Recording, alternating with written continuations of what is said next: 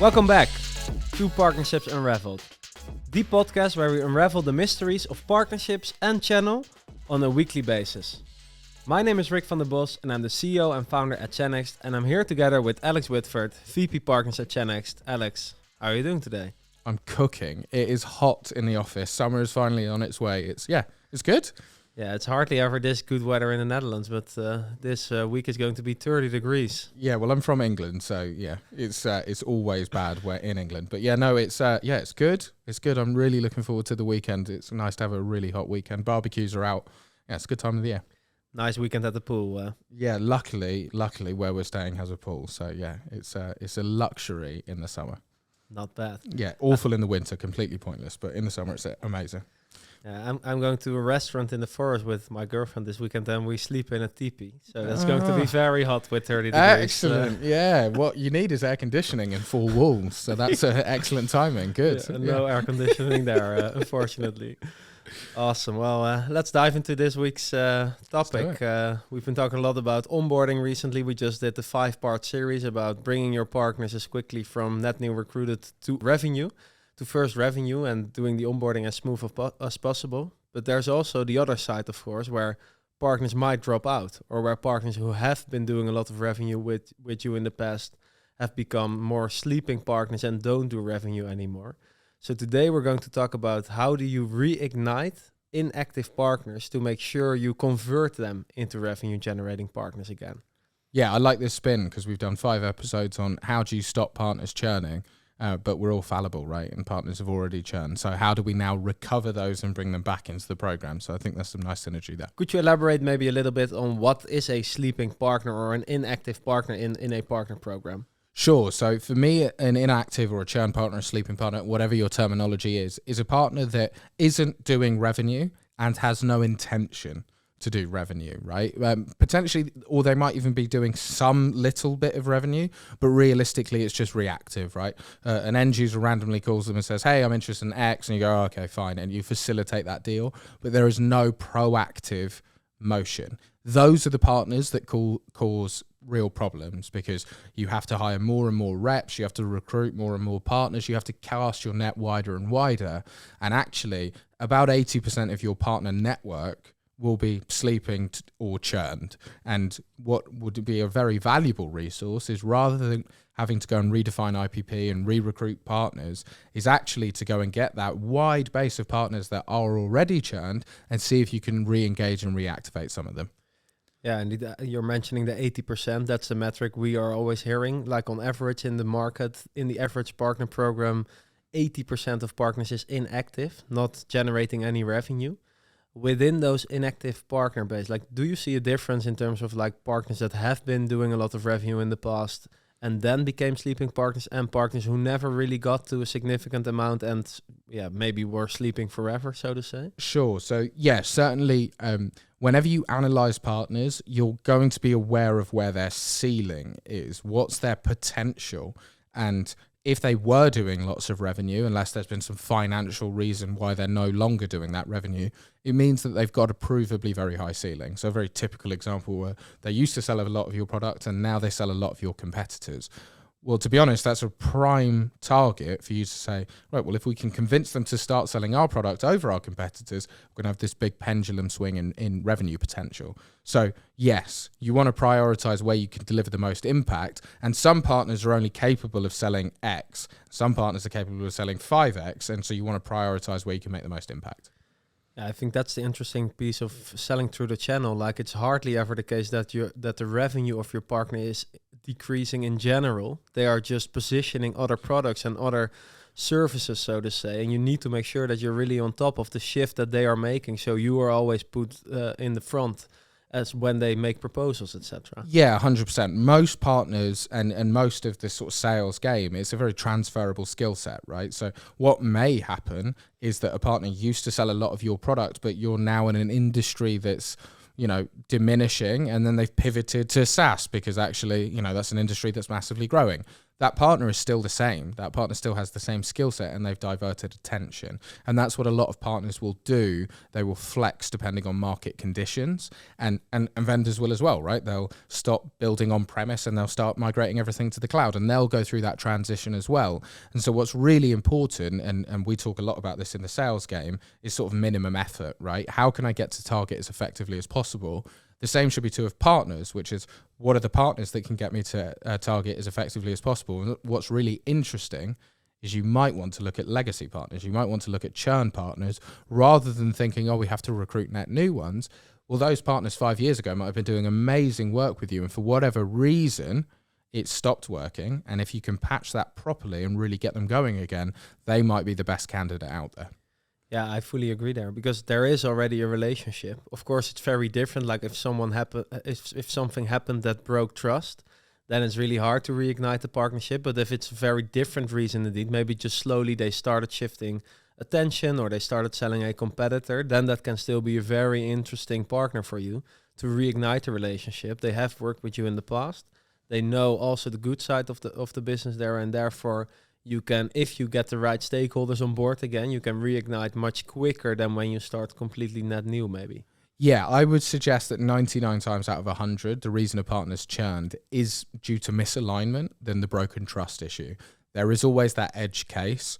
And if you really did screw over a partner, I would probably fish elsewhere. It's probably an easier job to go and find a different partner. But a lot of the time, it's just due to inefficiencies, bad communication, product direction, strategic narrative. There's lots of reasons that a partner and a vendor might not even break up, but just might fall out of sync. And other priorities became louder and more important. And in that, I sound like a relationship guru. This is excellent. But in that sort of vein, you can bring it back together and say, actually, this should work, and we were working very well. How do we now drive forward and achieve great things together? And those, to me, in some ways, are much easier than recruiting a cold partner that you've never spoken to. Yeah, I think that's a very valid point. I was just thinking now about, like, my dad always used to say to me when he was talking about partnerships, he said, Rick, the real thing to remember is that a partner is never telling you when they are leaving. I think that's also why we call it like inactive or sleeping partners and not churn. Like in customers, we always say churn because a customer tells you like, I'm not going to pay you anymore, or relationship is over. But in partnerships, like they slowly diminish and all of a sudden there's no contact anymore. Like, yeah, it's it reminds me of there's a in Catholicism, a Catholic is a lapsed Catholic if they stop going to church. I always thought that was really funny because it's like they forgot. But the same is true of partnerships. Oh, they're sleeping. It's like, no, they actively decided to stop selling your product. So how do we now pivot that and turn that around so they're really bought in and driving again? Yeah, I like that analogy actually. But when I think about it, like, how do you then, like, if they don't tell you they are leaving, like, when do you determine this is now an inactive or a sleeping partner? Like, are there certain indicators, or is there a certain rule of thumb where indeed you can look at, like, hey, now we need to take action? Yeah, most big channels will decide if you haven't sold anything for 3 quarters, you're inactive. That's pretty much the industry standard definition.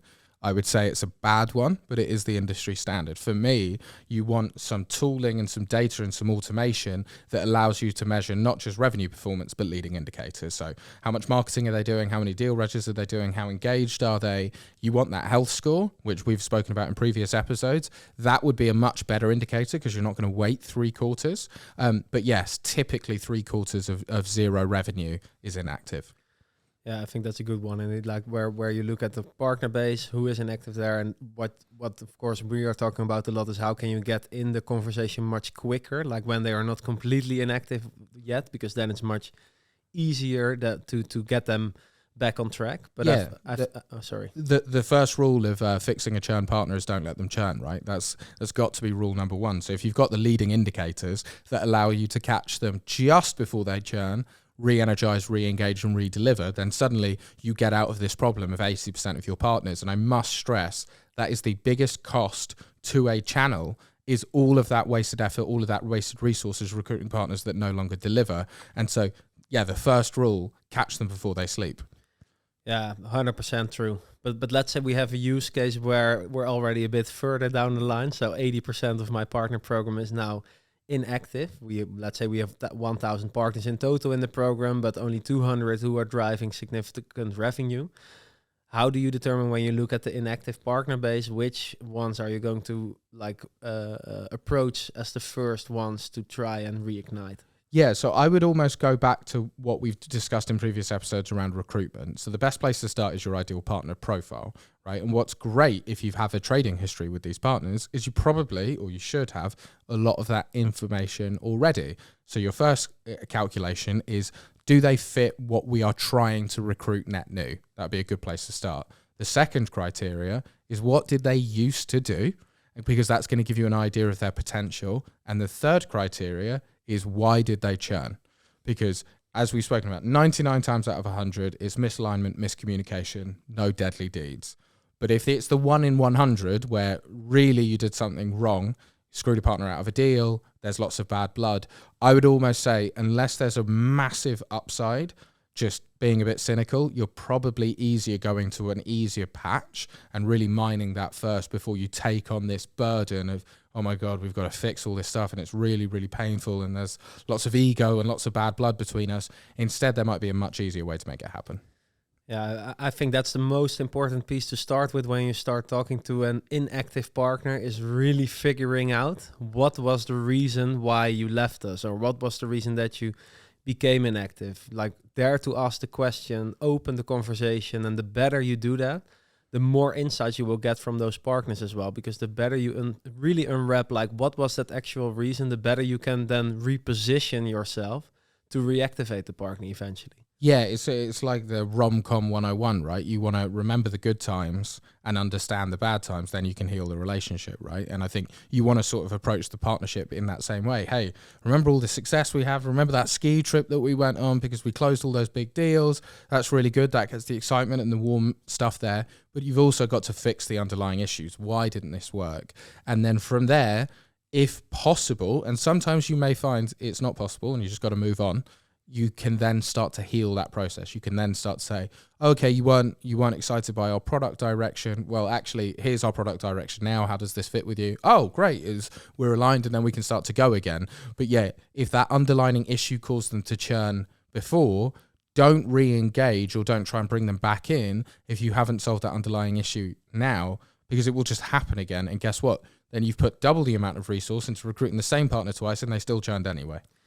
Yeah, and I think if you do that, I actually really like that, because you build a lot of trust by being open and honest with them. Like, if indeed they give the reason, like, I didn't like where the product was going, and then you present the new product direction, and they or you immediately say to them, sorry, like, hey, this is indeed, that's where we were heading, but we're actually still heading in the same way. But in the future, we plan to do things differently. But for now, maybe then it's best for you to focus your time as well. Shall we have another?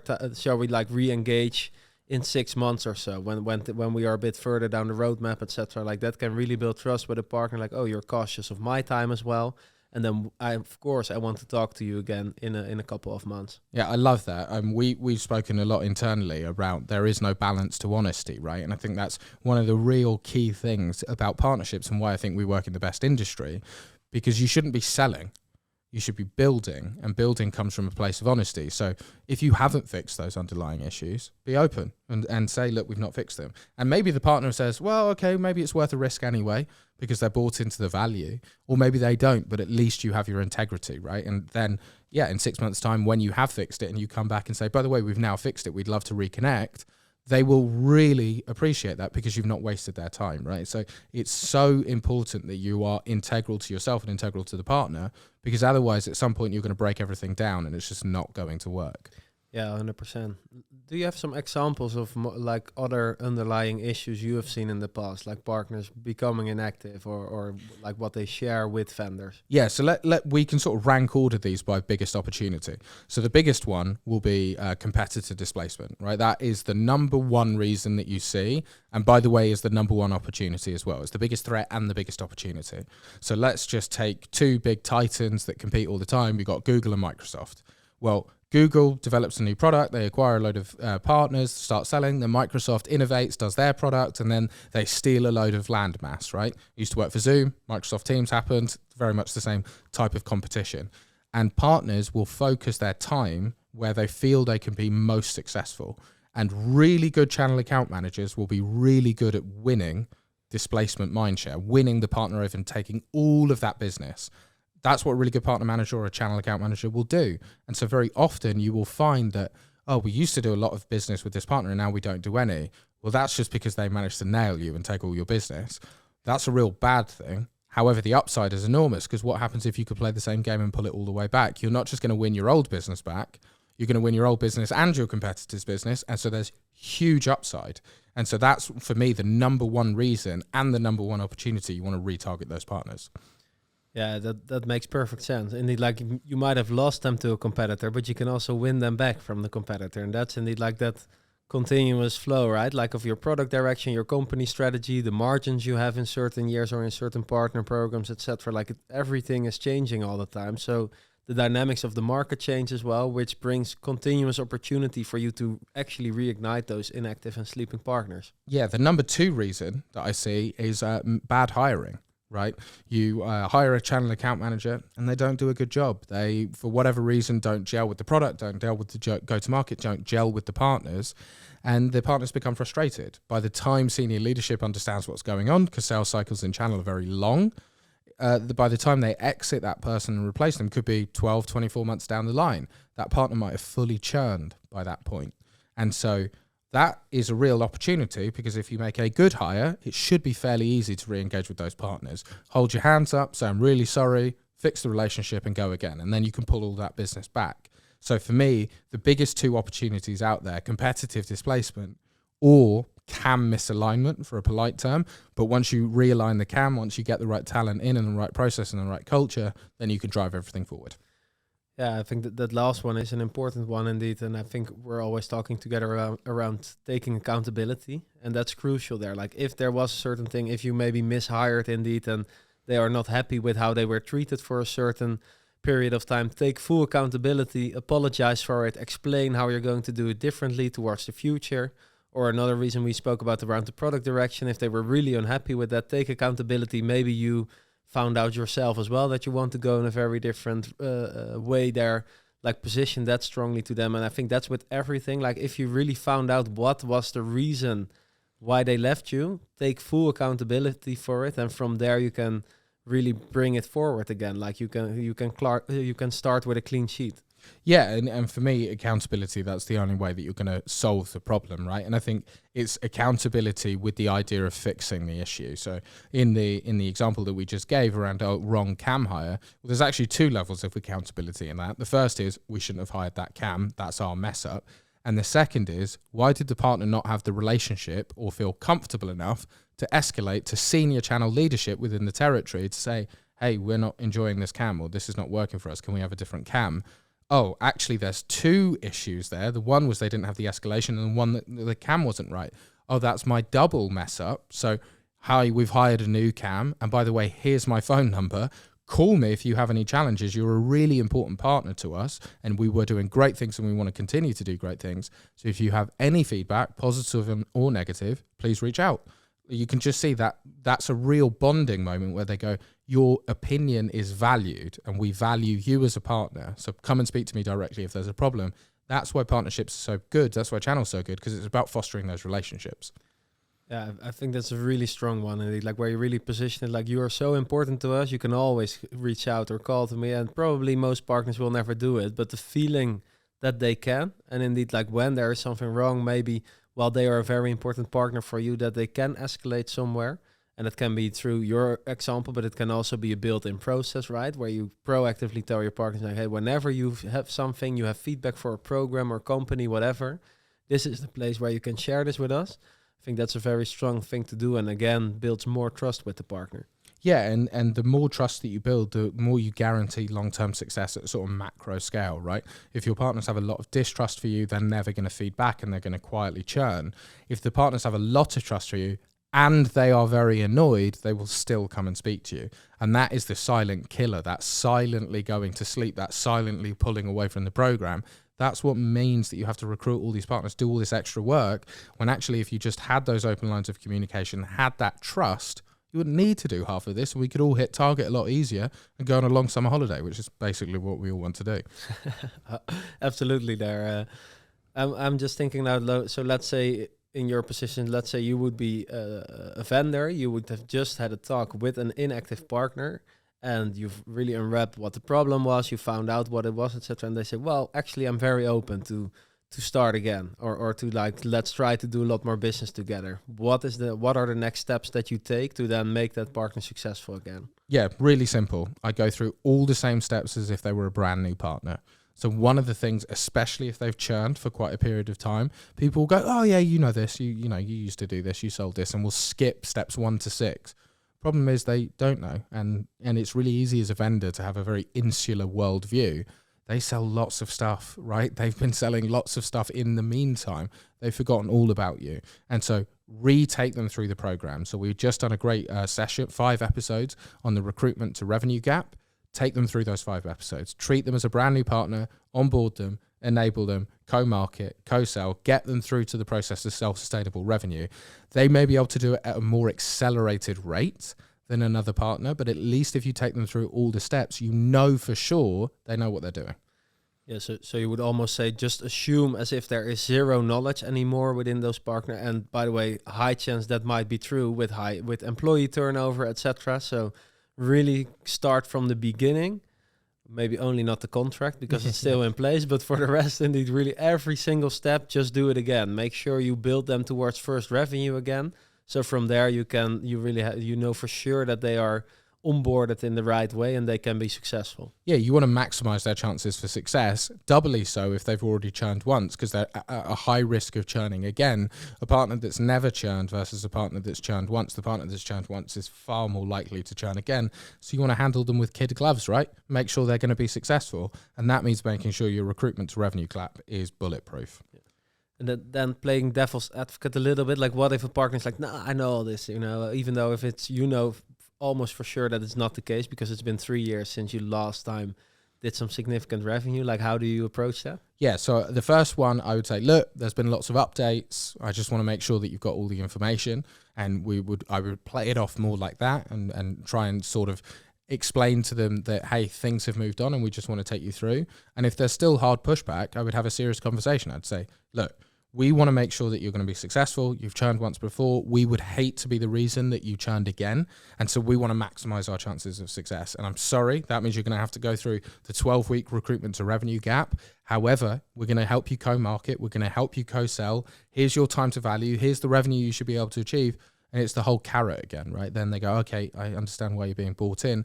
And by the way, if they say they don't want to do it, don't onboard them. Don't bother. Because they will churn again. And if that's the attitude that they're going to, save your time, focus on partners who are brought into the process, focus on partners who have the long-term vision to be successful with you. And if they just want a quick win for a deal, don't bother. Yeah, so first, indeed, really explain the impact of your re-onboarding to the partner, like explain why it's important for them and what the results you aim for are with that actually.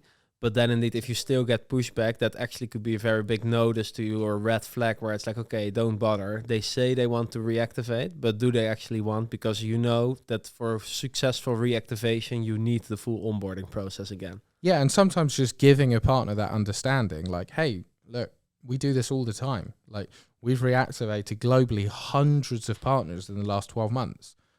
We know this process works, and I appreciate for some of you, you do understand it and you are 3 steps ahead, and I'm asking you to be a little bit bored.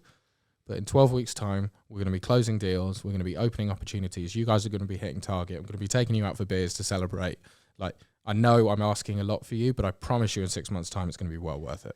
Yeah, sell them the promised land a little bit as well. Yeah, absolutely. And look, the partners should be just as in it as you are, because, and by the way, if they're not, then don't, right? Really, if they're not in it and they don't really want to be successful with you, then go and find partners who want to be successful with you, because you're looking for that collaboration. You're looking for that partnership, right? That's why they're a partner. And so the idea very simply is that they are bought into your success and you're bought into their success. If you approach it from that place of integrity, then they're going to be willing to put up with, as long as your program is fairly well designed, a decent amount of time for the opportunity that's ahead. Yeah, 100%. And then maybe on the other side, so you've had the conversation and you unwrapped why they became inactive. You took accountability, but then you asked the question, like, are you willing to reactivate? Like, are you willing to build business together again? Like, what if a partner says no? Yeah, so the what do you do? Yeah, the first, well, I accept the answer to a degree, right? As long as I understand the context for the answer. So I think one of the mistakes people make in sales is that they let the customer or the partner qualify themselves out. That is not how qualifying out works. You qualify them out, and you qualify them out by understanding the reasoning they don't want to participate. So for example, you are an on-premise hardware solution. You speak to a partner who now only sells SaaS. Well, that's a great reason that they don't want to re-engage. They only sell SaaS. And so they've said, look, we're only interested in software. You do hardware, not interested anymore. Brilliant. Completely understand. Good luck. If anything changes down the line, let us know. But I completely understand your reasoning. That's a great reason not to reconnect. It's a great reason not to build that partnership going forward. But you need to understand the reasoning so you can qualify them out. Sorry. No worries. And I think that's also like a reactivation conversation is always relevant, because either you can reactivate them and you get a potential good partnership again, or otherwise you take the lessons and you implement them in your partner program. So probably when you're going to do a lot of reactivation conversations, you'll get a lot of learnings that are not just for one specific partner, but actually there's a lot of overlap. Probably. And if you take those lessons, implement it, and then take it for your partner program, you will get better anyhow, no matter what the answers are of the partners. Yeah, ask any CEO of a unicorn, do you get enough customer feedback? They will all answer no. They all want more feedback. The reason is because with that feedback, they can put projects together to make their solution, make their pricing, their go-to-market, all of it, make it work better. Feedback is critical, and feedback in the channel is the one thing that we miss loads of, because we get feedback from an end user perspective, but partners quietly disappear.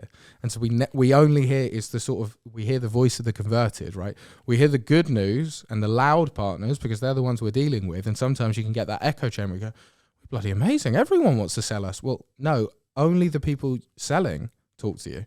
And so it seems like the whole world is selling you. It seems like that's everyone. But no, there's thousands of partners that aren't and have chosen not to. They're the ones you want the feedback from. They're the ones who you can then go, oh yeah, we didn't know our competitors doing this. And actually that's a really creative way of going to market. And I need to feed that back to products so that they can start to build something similar. And suddenly you can see how innovation and competition drives progress.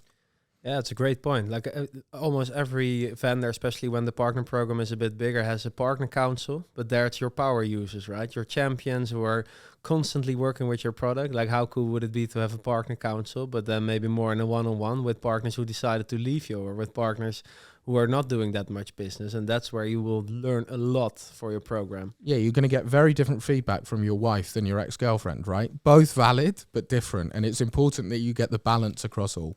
Awesome. Appreciate it. I think good episode today. We really we had a deep dive into how to reactivate partners that are actually became inactive, or the sleeping partners, so to say. I think crucial indeed to be very open, try to really unwrap what led them to being inactive, actually take accountability for it.